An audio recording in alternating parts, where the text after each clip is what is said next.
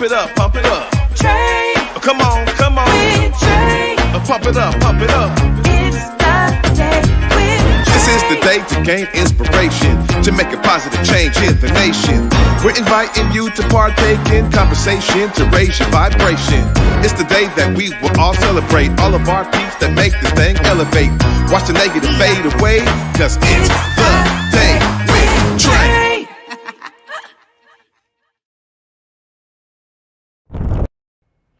Grand Rising, everyone. Welcome to the Day with Trae. I'm your host, Trae Halliday. I want to welcome you to a thankful Thursday once again. Really excited for all of my guests who are in the building with me to be bringing you some inspiration and information you can all use.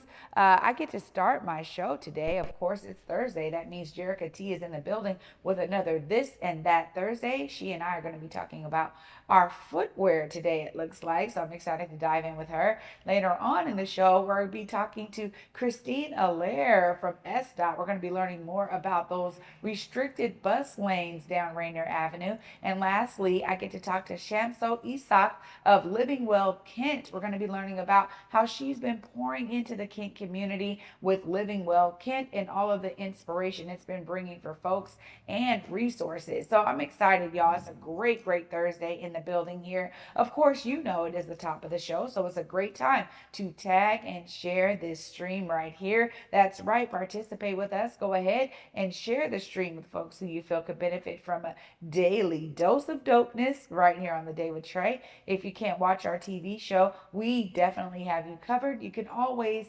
listen to us anywhere you find your favorite podcast. Just search Converge Media Network and the Day with Trae. You'll find me on whichever platform is your favorite. Well, of course, when I have multiple guests, y'all know it's time to get right into it. I want to welcome back. Up next, we got Jerica T in the building, our resident stylist, guiding us through some items that we may be wanting to purchase with another This and That Thursday.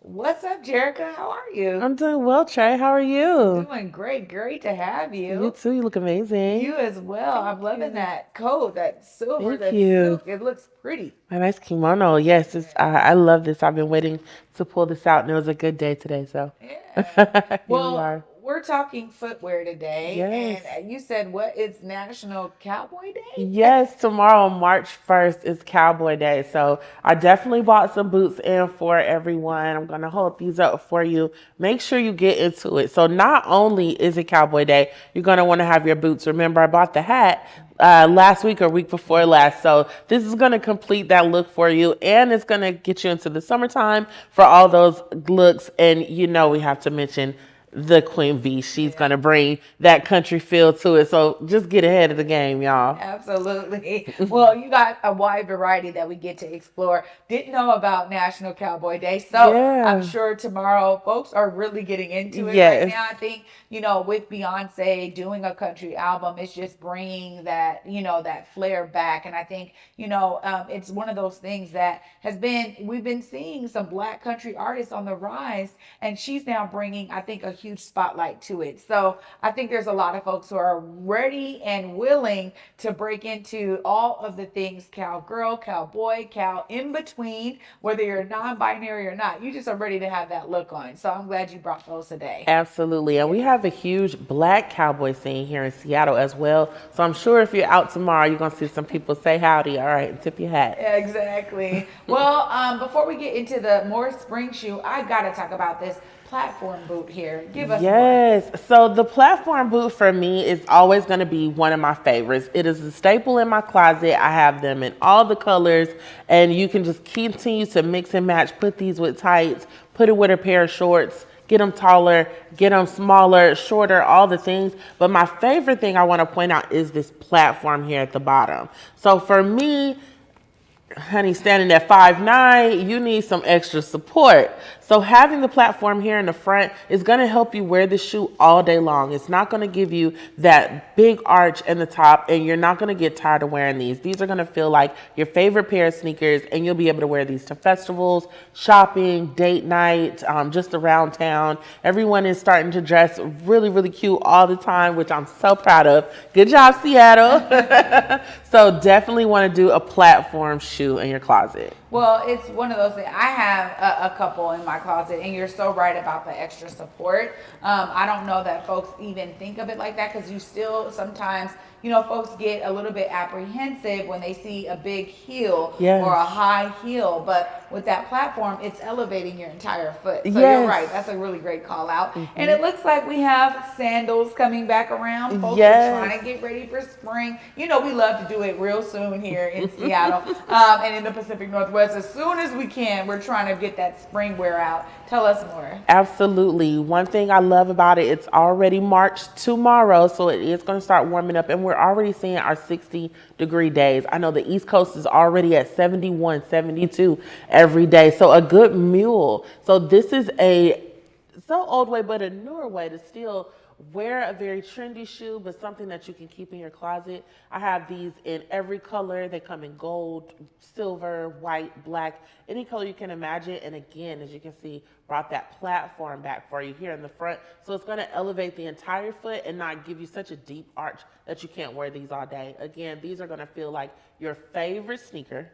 And you can wear them all day. You can dress them up, dress them down, a pair of jeans or a skirt and a dress. So just something very fun. I always say put a nice pattern in one of your shoes. You don't have to do all patterns, but of course you want your white, your black, your silver, your golds, but get you something nice and fun that you can kind of mix and match with those sundresses. Ah, that's a great point. I'm not the greatest of doing a pattern on my shoes, so that's a good note for me to take in. Of course, Jerica, thank you always for bringing us some great finds we can all be on trend with. I think for me, sometimes I miss a trend, so this is great to always have you here and give us the details. If folks want to learn more, let them know where they find you. Y'all can see me here every Thursday, but also at Jerica the Muse. That's 2 E's on the Muse on IG and 59 Relatable on TikTok. All right. Thanks so much, Jerica. Thanks, Jay. Oh, y'all, we're always getting started right when Jerica's in the building. Up next, I'm excited because Christine Alar is in the building. We're going to be talking about all things SDOT and these restricted bus lanes that we're seeing down Rainier Avenue. Y'all don't want to miss this information right after this short break. Stay tuned. You're watching The Day with Trae.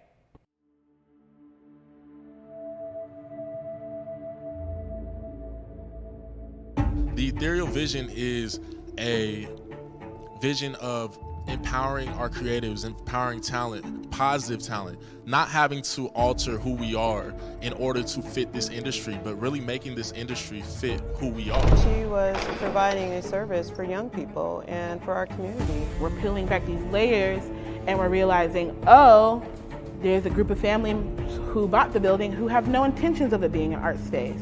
If the community wants to see Sankofa continue and thrive, we're going to actually need your support on this.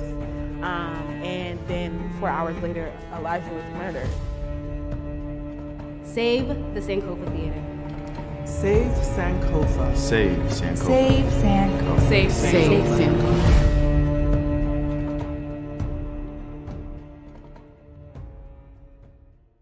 Africatown Plaza is our latest affordable housing development project. It's 126 units of affordable housing over community commercial space. It's the first time in my career, and I've been doing this for 10 years, that I was able to design for people who look like me.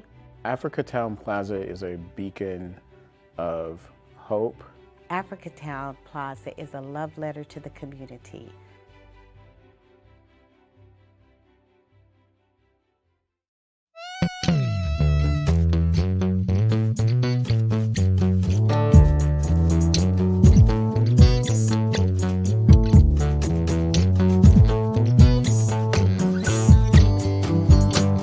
Welcome back, everyone, to The Day with Trae. I'm your host, Trae Holiday. Joining me right now, we got Christine Alar in the building with SDOT. There's lots going on down these bus-only lanes. What's up, Christine? Hi, how are you doing? Thanks for having me back. Yeah, glad to have you back. And it's always good for us to get an update. So give us some more information here. Some of the folks may not know. Just a quick background before we get into what's new.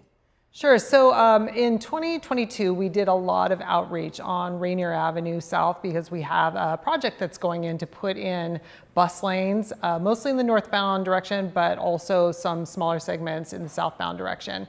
And at that time, we had some really great community liaisons that met folks at the play fields and at the grocery store and shopping centers. And we did a survey, got lots of feedback. And what we heard from folks is they were very concerned about safety. So we did actually put the project on pause to think about, how we can incorporate some more safety measures into this project and really respond to what folks were concerned about in the corridor. It's not, there's been some collisions on the corridor and there's some high speeds and people are concerned. And so we wanted to take a little pause and see what we can do to address those concerns. Yeah, what are some of the ways that SDOT kind of goes about this? I mean, you're talking about hearing from community and then working to implement. What does it look like in terms of continued community engagement through that implementation?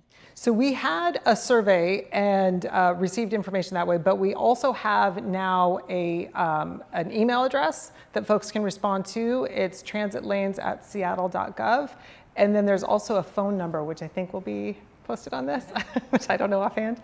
And so there's always room for people to give, additional comments. And also, our street projects and our roadways, it's a work in progress. We're always, people say sometimes like, oh man, this has been under construction for years. It's like, well, because, we move forward and then we hear community feedback and we have to tweak some things. Like some things didn't work how we thought, so we need to go back and fix it. Because you can do a lot of planning, but once it's out on the street, that's when you really see how things operate. And in this particular case, we wanted to address these needs, before we carried on with the project. Well, this is really something that I don't know if a lot of folks understand, that community engagement is key to really ensuring that we have something that is workable, feasible for everyone, and really incorporates that feedback, which I think sometimes it's like, this is happening in a silo, folks over at SDOT decided to do this. It's like it's driven by additional engagement, which is so key. But it's also another opportunity for community to be involved in the built environment, which, anytime that we have these kinds of opportunities, we really need to take them on because we're the ones that's going to be experiencing it every single day. And so I love hearing that there was some real understanding to take a step back. What do the next steps kind of look like moving forward for this project? Well, for this particular project, we took a pause and we convened a group of engineers from King County Metro, who operates the buses, and also from SDOT, and we sort of brainstormed ways that we could engineer the bus lanes to discourage people from misusing them. And instead of just launching in with enforcement, like the top end enforcement, we wanted to look at ways that we can design the streets, and really looking around the country, this wasn't done very much. So we really kind of created this on our own. So we've started a pilot program on Rainier Avenue South at Alaska Street, where we've put in some extra signage and some additional paint, but then also put in some raised pavement markers, which are just like kind of little turtles, and they're reflective. So it acts as a sort of rumble strip. So when cars are driving by, they'll get that sort of tactile feel like maybe this isn't where I'm supposed to be. And so we're just testing it out to see if that's reducing the speeds, and we have some monitoring happening, checking, how many people are using it, the violation rates and things like that. So that's one way, that we're just like directly addressing that, but then also looking from a Vision Zero perspective about safety.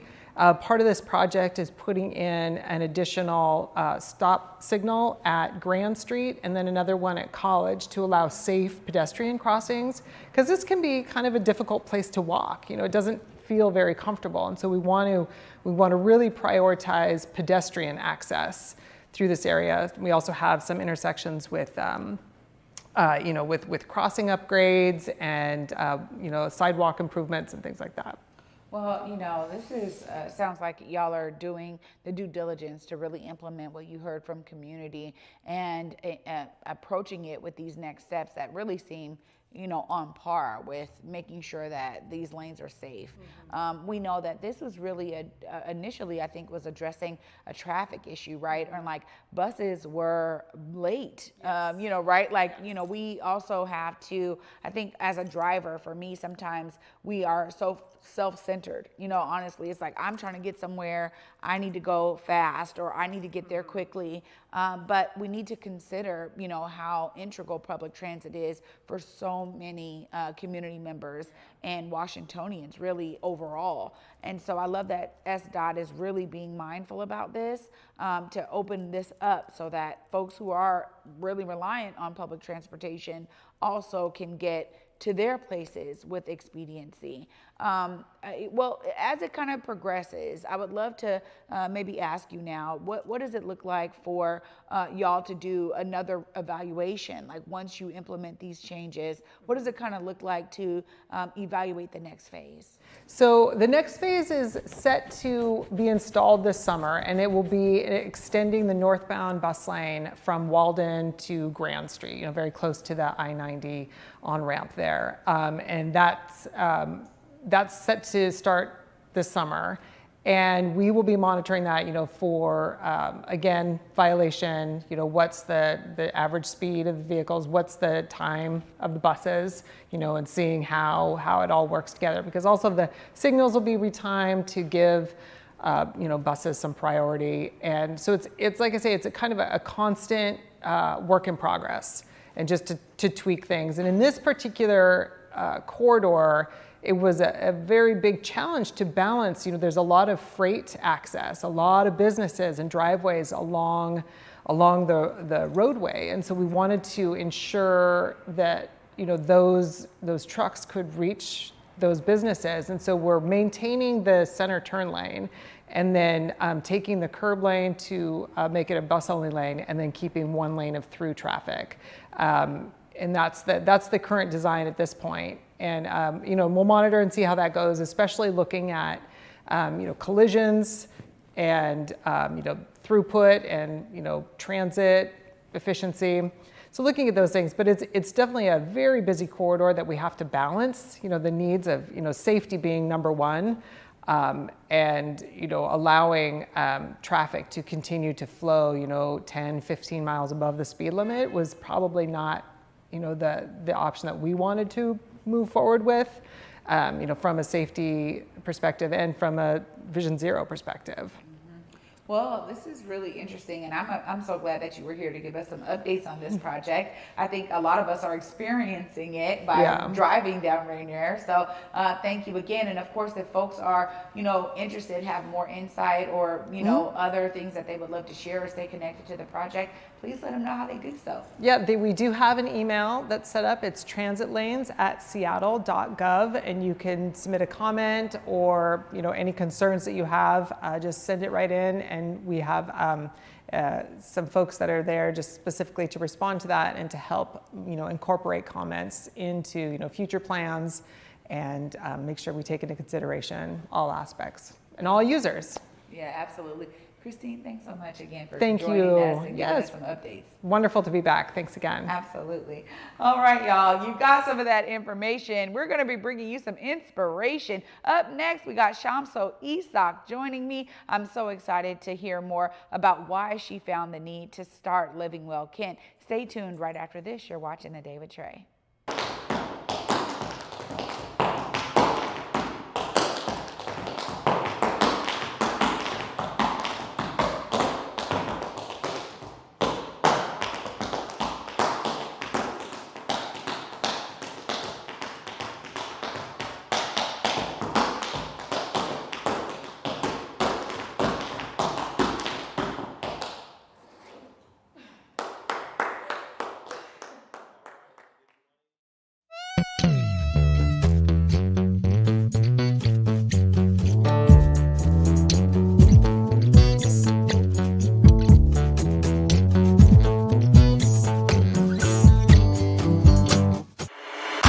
My mind a lot, don't need no time watch. I don't know how I got you in my pocket spot.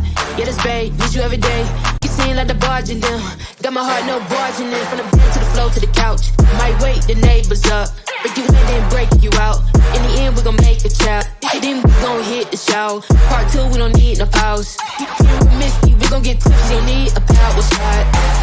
Copy my steel, face the fact that copy my steel, face the fact. Seattle Opera presents X, The Life and Times of Malcolm X. The story of one of the most misunderstood figures in U.S. history comes to McCall Hall for an exceptional night at the opera. Pulitzer Prize-winning composer Anthony Davis produces an American classic with influences from classical music, jazz, pop, blues, and more.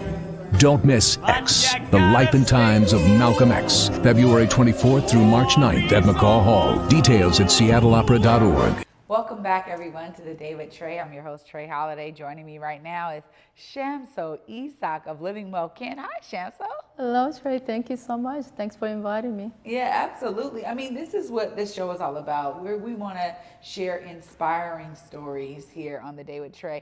And I heard about Living Well Kent, and I was so excited to have you join us. Tell us a little bit about the background here and why you found a need to start Living Well Kent. Well, thanks again.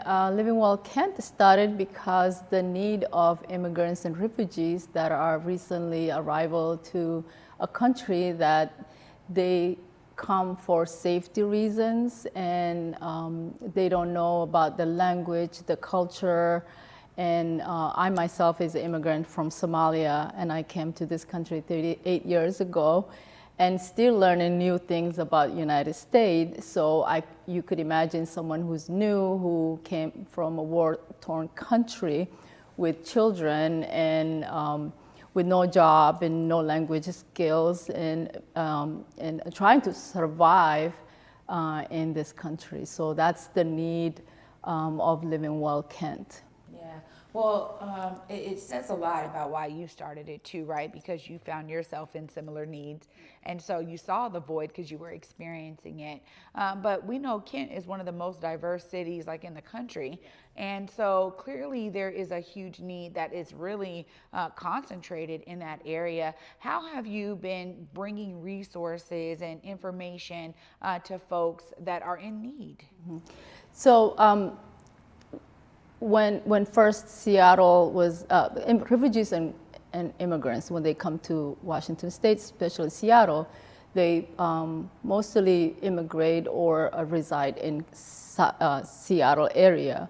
But what has been happening was a lot of people of color has been gentrified in Seattle area down to south, Kent, Renton, Auburn, and beyond. And due to housing reasons, it's too expensive to live in Seattle and systemically pushed to go more south. And, but those cities were not ready for people of color, especially immigrants, refugees, who has more need than just being a person of color.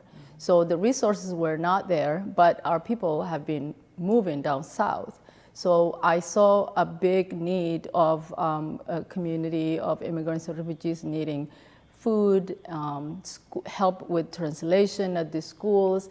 And remember, when you come from another country who does not have as many systems in this country, so people have to learn about education system, health system, food system. And those are something that is so foreigner to folks, including myself. When I first came, I did not know anything about systems. All I knew is I need food, school, shelter, transportation, that's it. But everything has a way to get to the resources you need. So it has been very hard, especially with the language barriers, to get those accesses.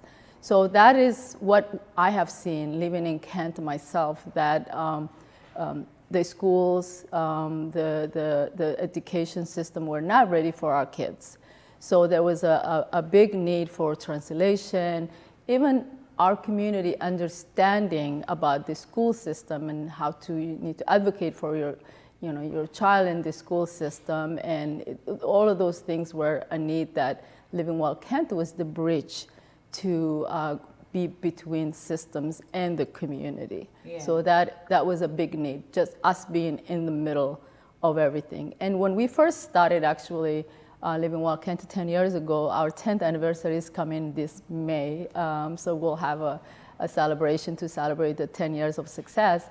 We did a need assessment, community need assessment, because a lot of organizations or systems will say that, they will tell us that this is what you need. You need food, you need this, you need that.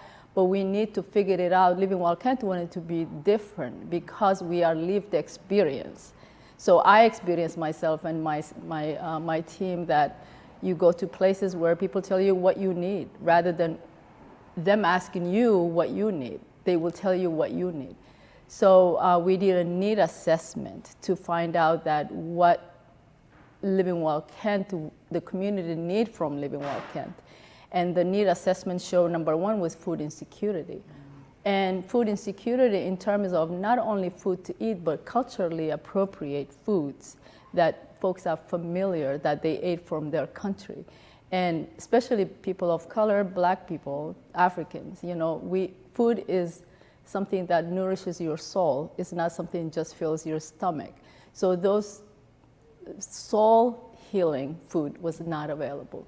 So we started farming, where we give folks space to farm their own cultural foods, and then they eat that. So adding to the food that we give into community was the cultural pieces, the spices that we're familiar, that makes the food even taste better. And so that's how we started. The food insecurity was number one. And again, cultural foods. Well, I mean, this is so exciting. And honestly, thank you for stepping up to the plate, realizing the void was there. You could have said, you know what, folks are going to have to figure it out like I did, but you really created an organization that's now serving many families in the area. And the beauty of it is that, you have shared understanding because of shared culture, shared backgrounds. All of these things are really important to providing the proper approach to really providing these services, right? And so I love hearing this. So food insecurity, and then I love what you were talking about in terms of being a conduit between what they're experiencing with the schools too, which we know is a huge, sometimes barrier, unfortunately, especially when you have children entering into the education system that don't speak the language. And so I've seen a lot, honestly, horror stories about how, kids who are brilliant have been placed in special ed or something else just because of the language barrier. So I love you sharing this. As you think about some of the ways that community can continue to be engaged, support Living Well Kent, what are some of those ways that you've opened up the doors for folks to really participate in your growth? Yeah, so one of the big things that one of our mission is to start a program that is not community-led.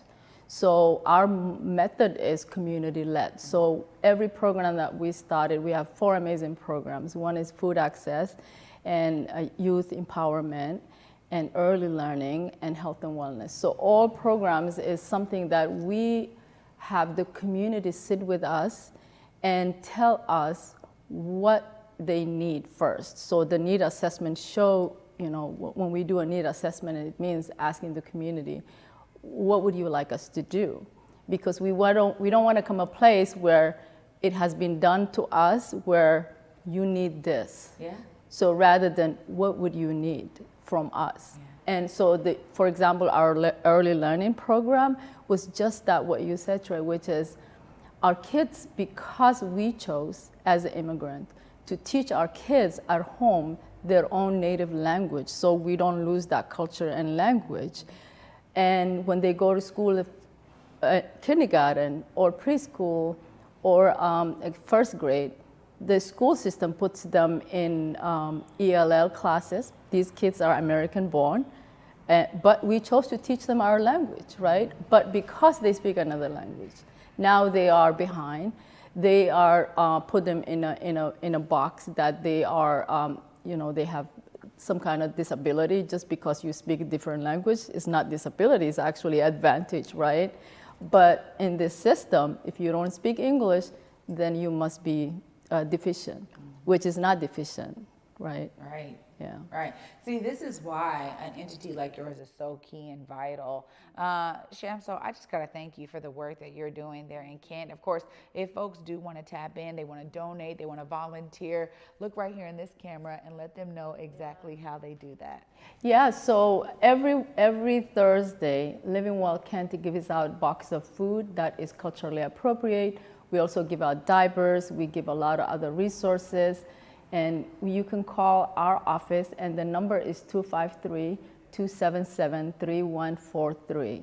You can also reach us at livingwellkent.org.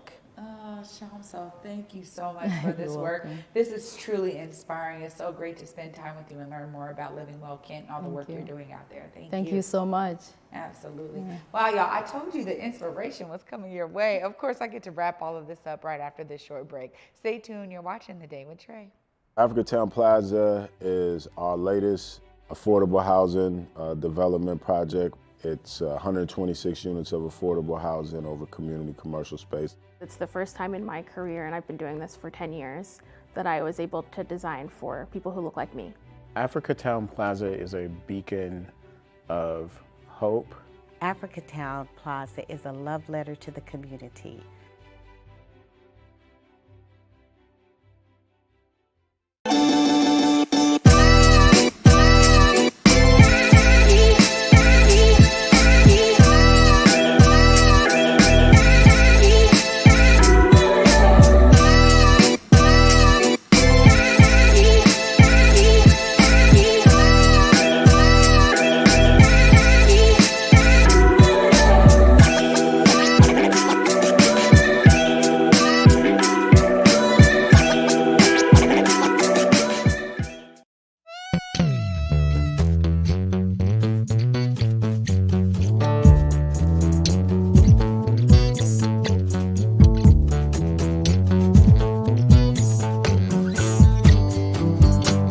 Seattle Opera presents X, The Life and Times of Malcolm X. The story of one of the most misunderstood figures in U.S. history comes to McCall Hall for an exceptional night at the Opera. Pulitzer Prize-winning composer Anthony Davis produces an American classic with influences from classical music, jazz, pop, blues, and more.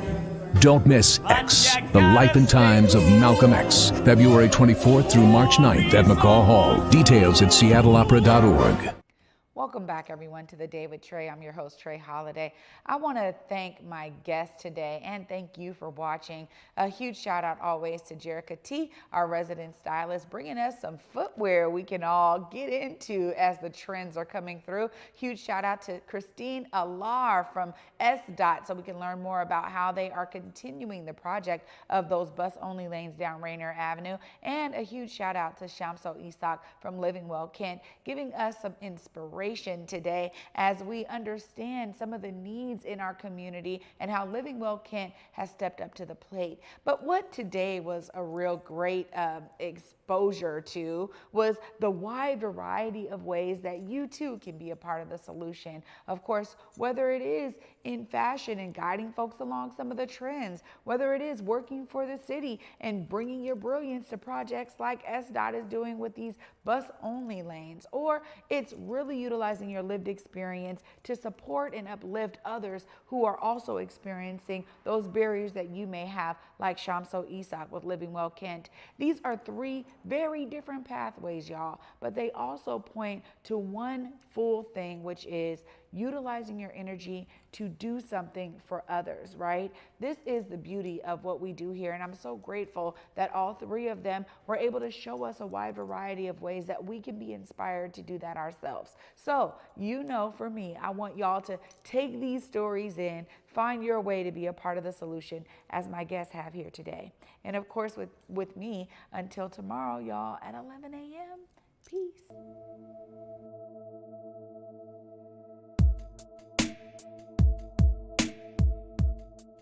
Converge Media produces culturally relevant content for Black and urban audiences. Our coverage is raw, transparent, and objective, praised by community leaders, government officials, and residents.